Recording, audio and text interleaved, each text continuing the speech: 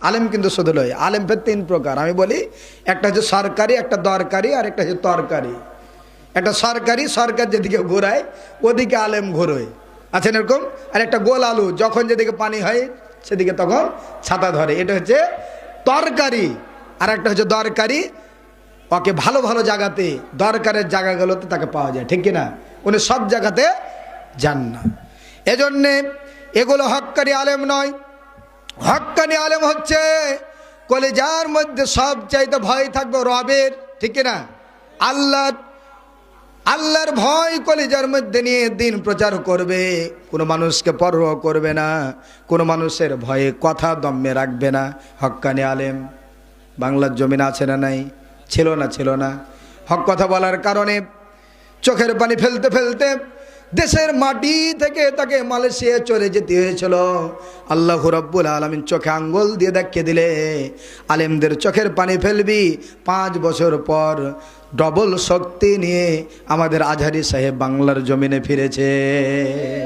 কথা বলেন, যে জমিনে আলেমদের চোখের পানি পড়বে সেখানে কিন্তু বিপদ আছে না নাই? তাহলে হক্কানি আলেম আপনি আমি হতে পারিনি। নিয়ত করেন ছোট ছেলেটাকে আমি কোরআনের হাফেজ বানাবো, হক্কানি আলেম বানাবো। নিয়ত করেন, আপনি সিদ্ধান্ত নেন, আপনি বাকি কাজগুলো দয়ার আল্লাহ পূরণ করে দিবে। কিন্তু নিয়ত করেছে আমি ডাক্তার মাস্টার বানাবো, ঠিক আছে, ভালো কথা। ডাক্তার, মাস্টার, ইঞ্জিনিয়ার, প্রফেসর, জজ, ব্যারিস্টার, এমপি, মন্ত্রী আপনি বানান, কিন্তু এগুলো পরে বানান, আগে বানান কোরআনের হাফেজ, ঠিক কিনা? কোরআনের হাফেজ হয়ে গেলে কি হবে?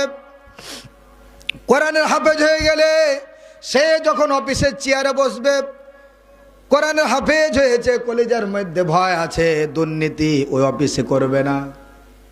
কোরআন হাফেজ যদি হয়, হাফেজ হওয়ার পর মন্ত্রী হলো, মানুষের রিলিফ মারবে না, মেম্বার চেয়ারম্যান হলো হক নষ্ট করবে না। এজন্য টিকা স্বরূপ ছোট বাচ্চাকে যেমন অসুখ বিসুখ থেকে যেন সে হেফাজতে থাকে, যেন আক্রমণ করতে না পারে, যেন টিকা দিই, টিকা স্বরূপ প্রত্যেকটা ছেলে মেয়েদেরকে কোরআনের শিক্ষাটা দিতে হবে। শত ছাত্র আমার ইনশাআল্লাহ আছে, বিভিন্ন জায়গাতে আছে, তারা দোয়া করে।